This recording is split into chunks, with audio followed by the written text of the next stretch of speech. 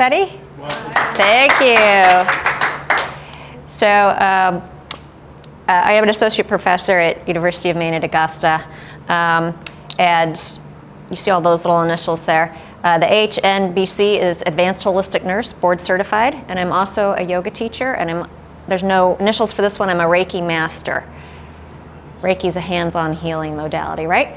So what we'll talk about today is just look at some strategies to help you be more caring and engaged with your learners. We'll talk a little bit about the importance of self-care and caring as per Gene Watson's theory of human caring. And it's okay if you're not a nurse and you haven't heard about that. I'll keep it real basic. And consider why we need to make caring the heart of online nursing pedagogy, but maybe also other related health sciences. How can you start to make caring just as important as the science or other aspects of your curriculum? And explore ways to create caring online environments. Wrong way, here we go. So why do we need caring online?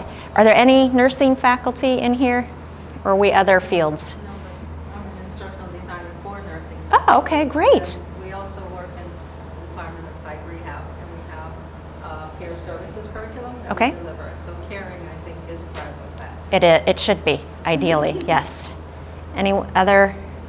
You're a breast pathologist, Oh, okay. But we were just before the sermon. talking about just online and connecting more with the students. Okay. You know, I've taught in the classroom for 35 years. I feel Yep. like there's a wall in the online learning that I'm trying to get past. Okay, so it can be really challenging. So we can talk a little bit about that. In nursing, though, we are ethically obligated to both care for the self in order to better care for others. This Watson's theory of human caring. So who's Jean Watson? She's a nursing theorist. And when I was in my master's degree program, we had to choose one theorist that would guide all of our papers throughout the master's degree program, and I chose Jean Watson. And one day I emailed her a question, and she responded right away. She's like this famous, she's one of our living legends of nursing. So I was so excited. And then it turns out she offers this workshop in Boulder, Colorado, and you take her class for a week, and then you do a project afterwards, and then you get upper level graduate credit. So when I started my doctoral program, I took the class with her, and we met face to face with her for, I think it was 7 days straight. I think there were about 12 of us. We sat in what we called a sacred circle. We had a sacred center. She only talked about her theory for 1 hour. And the rest of the time was, what is it like to experience caring, and her theory being applied. And then my doctoral dissertation looks at taking her theory and applying it to nursing education, to nursing in general and also nursing education. To help prevent burnout is why we need caring, and actually probably all educational fields, right? That can happen, both burnout in school and then burnout in the profession as well. For those of us that need to be caring as part of our professional practice, we need to build those students' compassion and caring presence. And part of what I do is I role model what that looks like as well. And I really, since I'm not at the bedside currently, I really think of part of my practice is caring for the students, caring for the colleagues that I work with as well. Caring online can help us to decrease stress and enhance retention. So if our students feel cared for and like we care about them, hopefully they're going to stick around a little bit longer, right? And hopefully we're going to get them through and get them graduated. I wrote an article about psychoneuroimmunology and mirror neurons. So this goes into this idea of caring at the bedside. If I walk into a room and I'm stressed, and do you think nurses are stressed? They're stressed. One of the reasons they're stressed is they don't get enough sleep. The average nurse only gets about 6 hours and 3/4 maybe sleep before any given shift, whether they work night shift, day shift, whatever. And we know 7 is minimal to help prevent stress. So nurses walk in the room, and unless they're doing something for self-care and to help get their amygdala not to be the driver and their parasympathetic nervous system to be the driver, they are stressed when they walk in the room. And so there's something called mirror neurons. Anybody ever heard of that? So mirror neurons is the idea that when we're spending time together, your neurons will start firing like how my neurons are firing. So if I come in there and I'm stressed, that's just increasing the patient's stress. We already know the patient's probably stressed, right? So then we just start feeding off each other. So we want to try to avoid it. Is that what NLP is based on? What? NLP, Neuro Linguistic Programming? Could be. I'm not familiar with that. So And then we need to value this in our curriculum and curricula. And so that's kind of the emphasis of what I'm going to talk about more too, is how do we value this in our curricula? Not just talk about it, not just maybe put it, out there somewhere and then not really live it and not really have the students experience it. So how do we value this in our curricula? So we can share our own healing and self-care journeys, we can role model it, and we can live it. So that makes us vulnerable, right? So I actually had a student, she said to me, because I have these self-care patterns that I do, and I feel ethically obligated myself. I can't be telling my students to be doing self-care, and then I'm not doing it, right? So I kind of have what I do, and that's that I meditate every morning for 10 to 20 minutes. I exercise probably 5 to 6 days a week, aerobic activity. I try and do yoga, but I often fail. That's why I do the meditation, even though I'm a yoga teacher. But particularly when I teach the yoga class, I do it every day so that I'm role modeling that. And that I try and have fun, make time for family. I have 2 girls that are 10 and 12. We go skiing every weekend. We have fun in the summer on the lake and that kind of stuff. So I kind of have my spiel down. And I had a student who's, she's younger. She's probably in her mid-20s. And she said, well, that's kind of like your shtick. And then I felt like, maybe I'm not being authentic enough and vulnerable enough with them to show how it can be hard and challenging. So I still do that, but then I've also started doing like challenges. Like I did this challenge this month, and this is where I succeeded and this is where I failed. So for instance, in the month of January, I did a challenge that was to run 100 miles and do 3,000 sit-ups. So I did the 100 miles, and then I got the flu, and I only did 2,900 sit-ups. Oh, that's weak. So anyway, but tried to show them the challenges, or sleep is an issue for me. It's an ongoing issue. So what do I do around sleep? What works, what doesn't, and it's an ongoing issue. So trying to be more vulnerable, and so they don't think that I'm like some perfect person out there, right? Another thing I think that's really important is your presence online. So being there frequently, but also having balance, like letting your students know. I try and let them know, I'm not going to be online on Sundays. I'm going to take that time off. I set my courses, my announcements and stuff up usually on Fridays. They'll release Monday morning at midnight.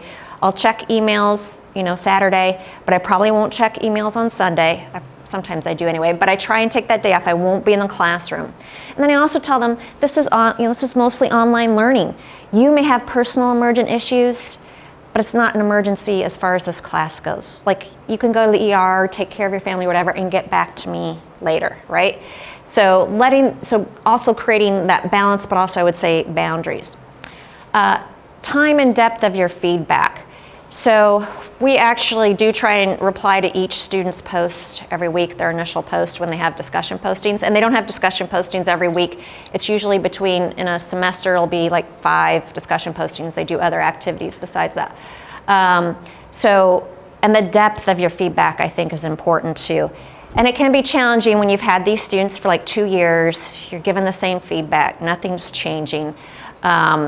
And I'm working on some assignments to do that. In senior seminar, they have to go back and look at some of the feedback they've received. And for their final paper, they have to say how they've addressed that feedback, how these patterns have been addressed in this paper that they're writing. So, and then we can do things like video, web conferencing. So a lot of the stuff the last presenter talked about, having online office hours and really letting your students know that you're available. Back in like 2009, 2010, suddenly students started texting me, and I was like, why are they texting me? I don't know how to do text. So I figured out that they want that quick answer. They don't want to wait 12 or 24 hours. And I've told them, yeah, go ahead and text me. But I'm not a huge, I don't sleep with my phone by the bed, so if you text me at midnight, I'm still not going to answer till I'm next available and pick up the phone and notice your text, right? But I think being really clear about that with students is helpful. And this is the word hybrid. So there's this study by Doom and Dorn, and it's not doom and doom, it's doom and Dorn. I looked at that like 4 times, like, is that right? But hybrid learning can be really important, particularly when students are kind of onboarding, getting into a program. They have those feelings of imposter syndrome, like I don't really belong here, and they want to feel connected to you. So having some synchronous time, particularly at the beginning of a program, is really important. So most of our classes meet, again, anywhere from 1 to 3 times a semester, and there's some other classes where they meet more. And students enjoy that face-to-face time, and they don't. It's not required. They don't have to come, but a good percentage of them do. We sit in a circle. I usually start the class with some kind of opening meditation, grounding, connecting, so they get to experience that taking care of their psychoneuroimmunological system. They get to kind of come together, decrease their stress, and then we do a check-in. So each student goes around and checks in. And when you have 20 students, it can be a lot, and I usually figure we've got like 4 hours, 3 or 4 hours together. We're gonna spend an hour just like being together and really valuing that. But we also use Zoom for this. So I have a classroom, a smart classroom, it's all set up, and students can log into Zoom. So sometimes they're on lunch break and they're ICU nurses, and they come in for at least that first hour for connecting with each other. And with Zoom, you can both video conference in, so you can be at your laptop. You can also download Zoom to your phone, and you can connect that way like a FaceTime type of thing, or you can phone in.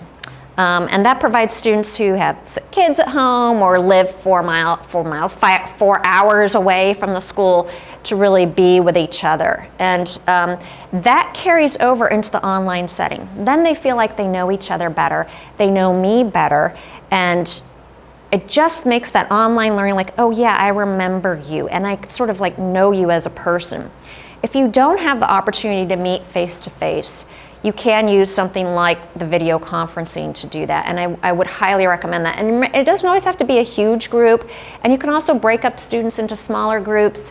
I have a pretty large senior seminar class right now, and I've been thinking about ways to kind of rework it so they do some small group work, but I'm thinking about making their discussions smaller group work, and maybe having some like you meet via video conference and then report back how that went, so that they are more connected and engaged. Most of our students are in Maine, but we do have students in Massachusetts. We have had students out in California and Florida. So 3-hour time difference, you can usually make it work. With nurses, what's hard is a lot of them work night shift or day shift, and that can be challenging. So, okay. So reflective assignments that overtly value self-care healing journey and are worth points. So they actually get points in almost most of the classes. They get points for doing reflection and doing their self-care, and they have sort of a guided thing that they're supposed to do, and they have a rubric on how they're going to be graded. So some of our classes, it's 25% of their grade is them doing the self-care and being on their healing journey. And so we really value it in the curriculum. Yes? What is the class itself self-care? No. So it's a regular curriculum. We have, they do their gen ed. They already have an associate's degree in nursing. And then we have 9 upper level nursing classes they take.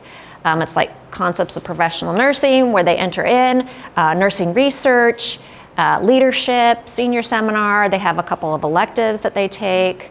The ethics is an elective. Nursing informatics.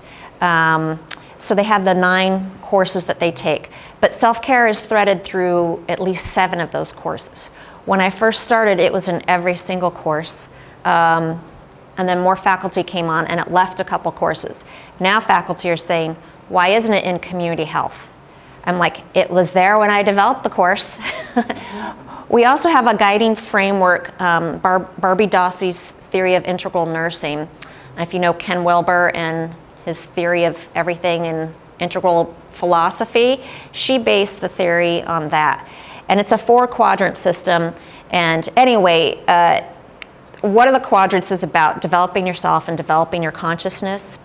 And that's where we really fail in a lot of our curricula. But it's really imperative for meeting in another quadrant, which is the we, the global, how do we communicate, how do we come together. And I I have references on that, I think, because I've written a couple articles about that and how it applies. And I could do a whole workshop just on that. So, so really overtly valuing it and giving it points. It's kind of a novel idea. So oftentimes there might be a standalone self-care, how do you cope, how do you time manage class, or there might be a module here or there. But most curricula, I think, are not really overtly valuing it. And then examine the textbooks and resources we use. You know, there's a lot of messages that we give by the textbooks that we use. And in nursing, we've kind of gone over to the medical, scientific, evidence-based side, right? And therefore, we're missing out on the caring, the self-care, the healing. The reason why many nurses become nurses is because they want to support the healing journey of others. And they may think, well, I want to start IVs and learn how to do vents and put Foley catheters into people and do all these things. But let me tell you, about the 100th time you've put in a Foley catheter, it's no longer that rewarding, even if it was a difficult one to do. 3,000 IV sticks later, that's not the rewarding part usually, maybe a little bit. But what's really rewarding is being there with the patient and guiding and helping them on their healing journey. And we all always have the potential to heal. Maybe not to cure, but to heal. So what do our textbooks and resources say? And then you can actually map out where your caring and healing shows up in your curriculum as well. And I did that incorporating the theory of integral nursing and took each class and really mapped out the components and where they fit in each place and made sure that we had the caring and healing in each class. And we're going to end up going back to that, but I'll come back to that slide. So here's some example of texts we use, and being the APA person that I am, I put them in alphabetical order, but that's not how we use them. So in our Concepts of Professional Nursing class, right here, we use Cheryl Richardson's The Art of Extreme Self-Care, Transform Your Life 1 month at a time. So this book is actually designed to be done over 1 year, but instead we use it kind of like they read 1 month, they read 3 or 4 chapters, and they choose an activity that they want to do during that time. And this is our very first class, and I'd say probably about 25% of students make some pretty extreme changes in their life.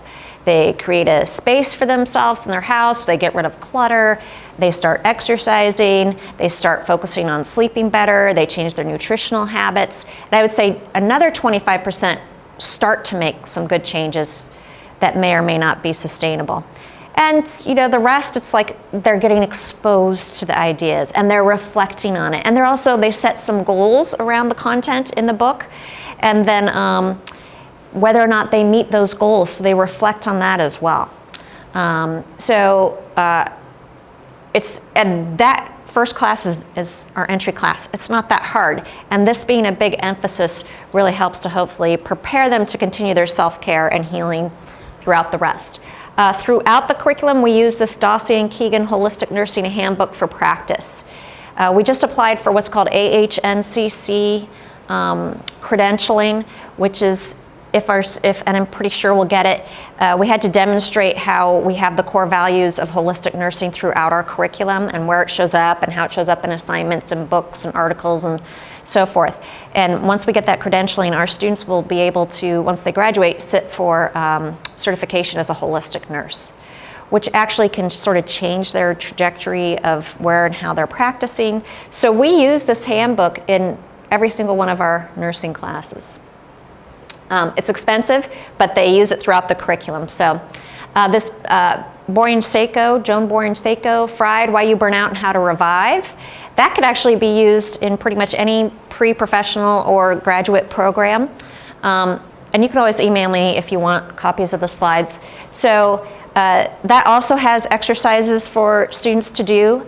And so they read it, they reflect, they do some of the exercises and post about it in the journal.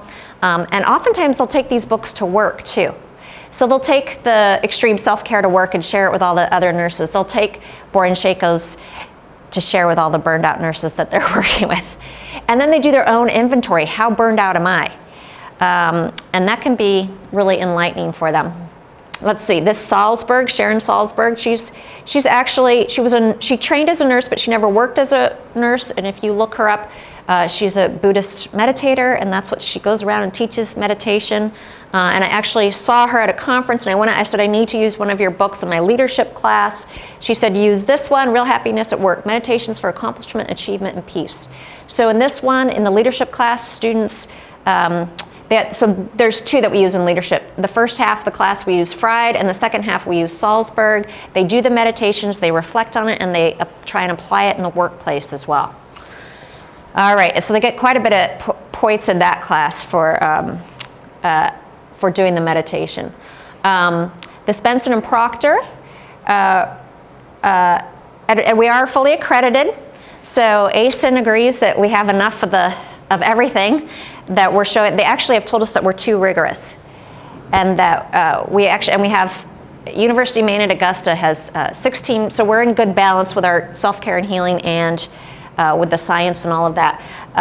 University of Maine at Augusta only has about 16% of students that go on to graduate school, and we have 33%, and that number over the years is continuing to grow. We've only been accredited for about 5 years, so we're pretty happy with our balance there. And then this Benson and Proctor, Relaxation Revolution, the Science and Genetics of Body-Mind Healing. We use this in senior seminar, and that really gets into the psychoneuroimmunology and the genetics. There's an amazing study in there where they took meditators and non-meditators. They looked at the genetic profile of the long-term meditators, and they had a unique genetic profile that they all had similarly of like 3,000 antioxidative genes that are activated. The non-meditators did not have that same profile. They didn't have those matching 3,000 antioxidative genes as far as them being activated.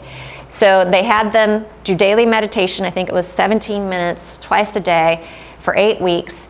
And at the end of that time, they had activated something like 300, I don't know the exact numbers, but of the similar antioxidative genes. And if they continue that meditation, I think for about 2 years, they will eventually activate all those antioxidative genes, helping to provide protection from stress and illness and so forth. So they get some good science there too. And for some students, that's like a big click, like a big wow. I can do something that regardless of how messed up my genetics is or how messed up my life is, I can do something that's healthy for me. And then it becomes a skill they can take to the bedside and teach their patients as well.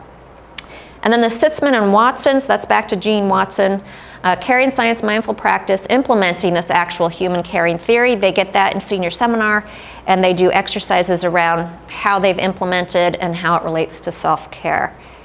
And okay, so I wanted to go back to the mapping. So we have and that kind of answers your question from earlier, the 9 upper level RN to BSN classes, 7 have the clear required self-care assignments, readings, and resources. And right now, just this community health and nursing research are the 2 classes that really need to have a little bit more added in, something added in.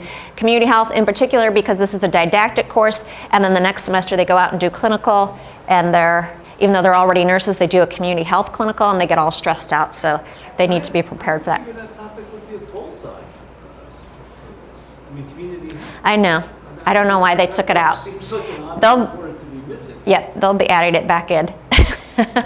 So we also have some unique classes. So we have a Reiki hands-on healing class. It's an 8-week class, and they get attuned to Reiki, and they practice Reiki on each other, their loved ones, but they also get into the evidence base around Reiki, and they write a scientific paper, and they do all these discussions about their topic, and then they do some journaling around how they're using Reiki, and then they go to the local cancer center, and they apply Reiki with patients, nurses, whoever's there caregivers, whoever's there that wants some Reiki.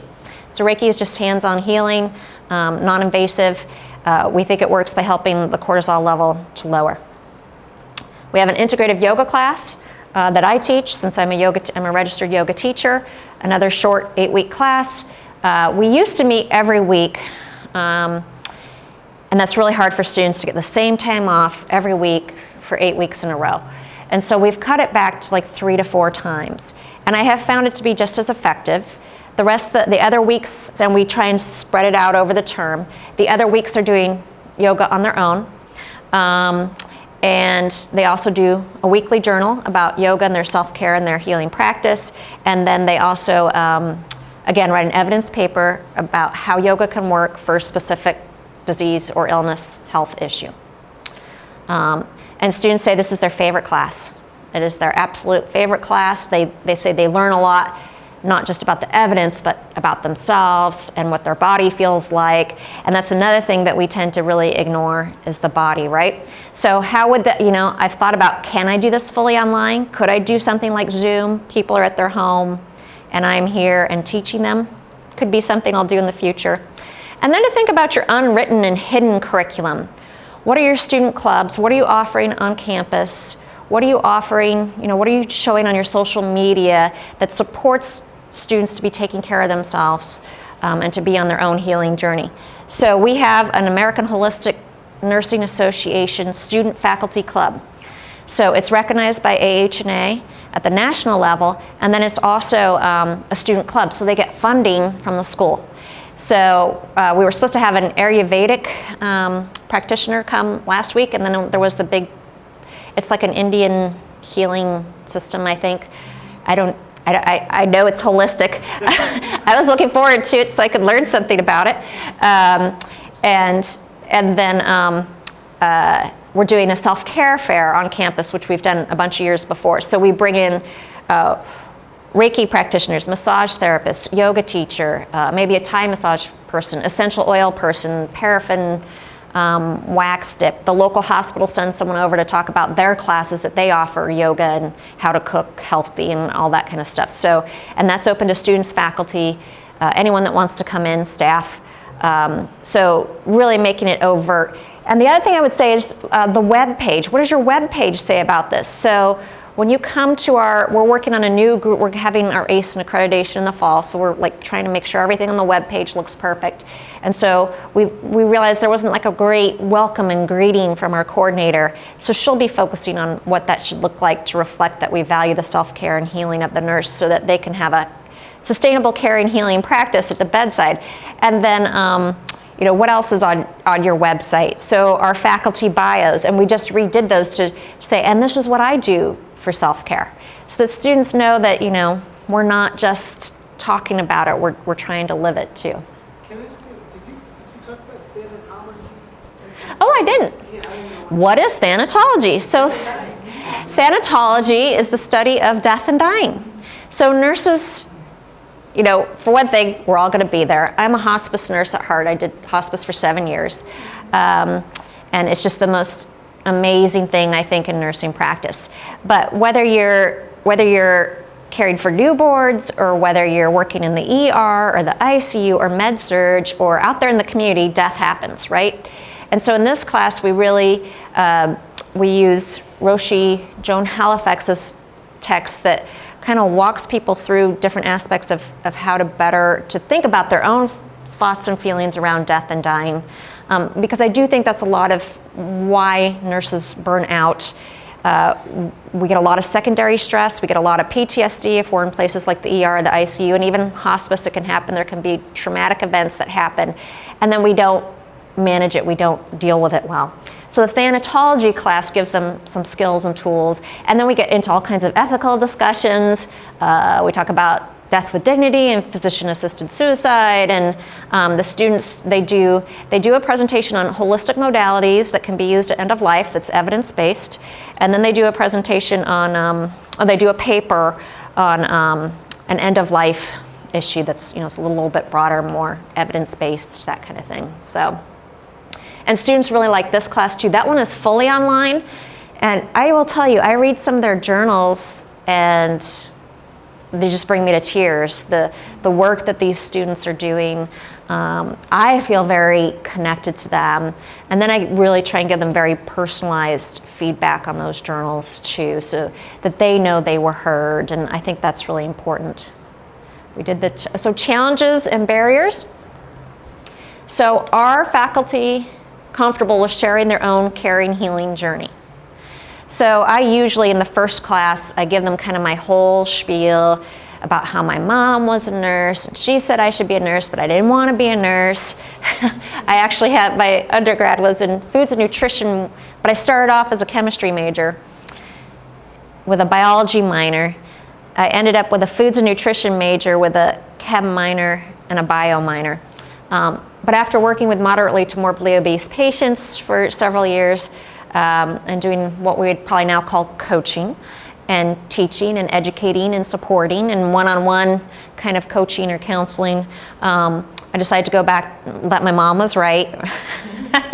Imagine that. And I went back to school to become a nurse. So anyway, I tell them my whole big journey and how I really discovered, really when I got into my doctoral program, I was also teaching at UCSF, which is a big school of nursing, and they're usually right up there, number 1, number 2, I don't know where they're at lately, and very, very intense, and a lot of money going around there with research and so forth. And then I was in my doctoral program, and I was working with these master's entry into nursing students who they already have at least a bachelor's, but many of them have a master's or a PhD, and they're trying to get into nursing. Very, very intense group of students. And I was working on my doctoral degree and just really realized, like, this is not working for me. I am way too stressed out. And that's really when I started my healing journey. And at that point, I'd already been a nurse for, 7 or 8 years. So I just imagine if I would have had some of those tools in my pre-licensure, by the time I got to my doctoral degree, I may have been in better shape. But I do try and share that journey with them. And then, of course, your skill level with teaching online and managing students online. So after I finished, so my doctoral degree is a little bit different. I decided not to get a nursing degree. I had that bachelor's in foods and nutrition. I had an associate degree in nursing. I got a bachelor's degree in nursing. I got a master's degree in nursing education. I was the student representative for the technology committee that was moving this master's degree program at Cal State Dominguez Hills fully online.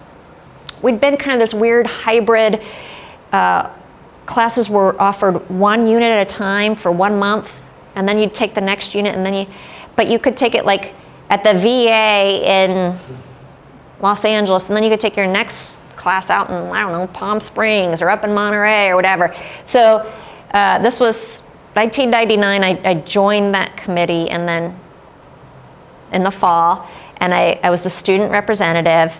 And then at the end of 2000, they said, okay, we're going to put all of our classes online. I was like, wait a minute. I didn't realize you were going to do it now. So my last year of my master's program, I was an online student. And I will tell you, that first week I was like, oh my God, I must have spent, and I was also teaching full time. I was like, I must have spent 20 or 30 hours, and I was only taking 2 classes, trying to figure out what was going on. But by the end of the second week, I was like, oh my God, I love this. I loved it so much. Now, one of the advantages that I had was that most of the people I was in class with, I already knew. At least half of them I'd already taken classes with, we knew each other. So it's kind of like, okay, we're all gonna go through this together, and we kind of bonded and made it through. So I really feel like I was one of those pioneering students of finishing, starting my master's degree not online, and then becoming fully online, and then I realized how much I loved online learning, and so my doctoral degree is a humanities degree from the California Institute of Integral Studies. I know that's a mouthful. I decided I did not want to get another nursing degree. It's like I have enough nursing degrees now, and I thought it might also provide more flexibility if I wanted to teach something that's not nursing. And the other thing I really wanted was I was really just looking for where's a school where I can get my doctorate degree, focus on what I want to focus on, and also maybe kind of expand my horizons beyond nursing and nursing education. But I will tell you that every paper that I wrote in every one of my classes was taking these humanities concepts, different philosophies, integral approaches, and applying them to nursing and nursing education. And almost everything that I wrote ended up going toward my dissertation as well.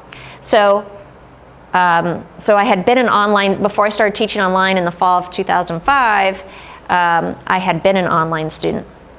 So I think that really helped with my comfort level of coming to teach online as well. And instead of getting a tenure track position, I found out that I was going to be a late in life mother after I finished the PhD, literally 2 months later I was pregnant. I decided not to do a tenure track position, so I taught for a bunch of schools online. I taught for Walden University in their Master's in Science in nursing education, and it had just started then. I don't even think they were accredited yet. And then I taught for Cal State Dominguez Hills, where I had been a student. But over the years, I've taught for St. Joseph's College of Maine, St. Benedictine University, Chamberlain College of Nursing. So I spent about 5 years just mostly teaching online. I was also teaching for San Francisco State University. I was doing community health clinicals. And the great thing about that was I would teach clinical 2 days a week during each of the semesters. And that was considered 50%, and I had full benefits for the whole family. And every year my pay went up because that's how they do their pay scales there, like this graded system. It was really nice. But I was also getting all these online skills. So when I went to University of Maine at Augusta, I knew I wanted to teach a caring, healing curriculum that was really based more on my dissertation work. And I also knew that I wanted it to be at least hybrid, and we just every year it feels like we move more and more toward that online. And I think that's going to be the challenge too, is to keep that connection.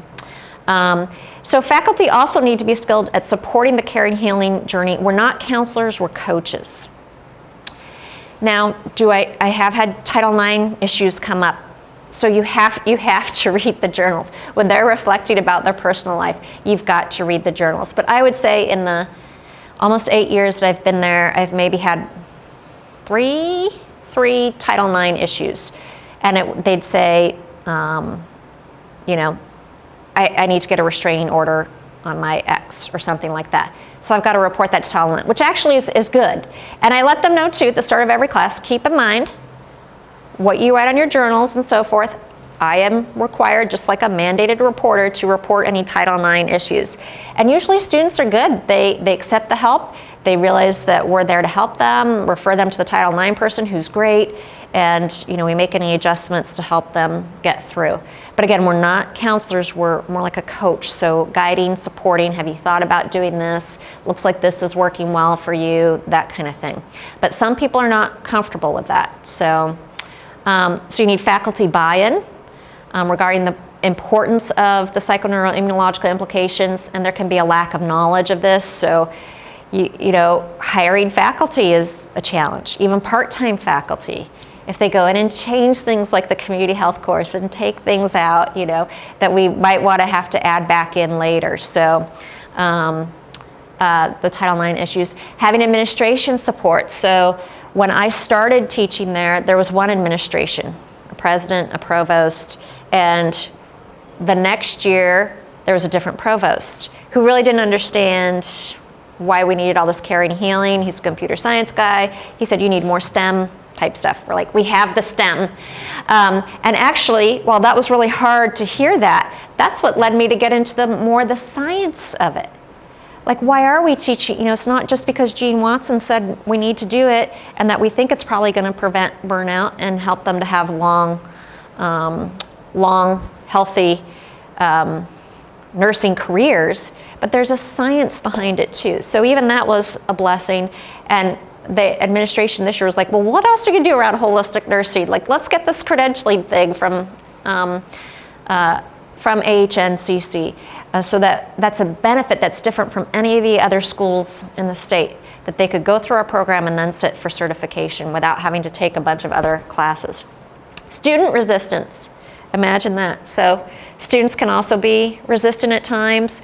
And so I remember I had a student that she's like, I do everything it's not a book I use any longer, but I already do everything that's in that book. And I said, well, and this was a face-to-face class, it was a small group, and I just let her talk, and then I said, well, what do you think about still finishing the book anyway?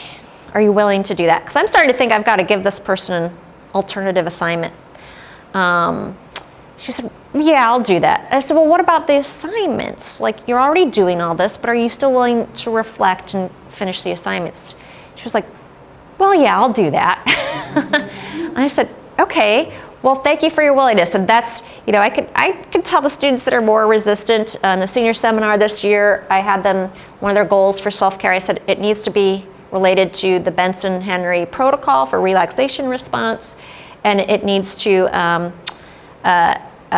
be related to psychoneuroimmunology. And I have one student, and she made this goal, and her last journal was like,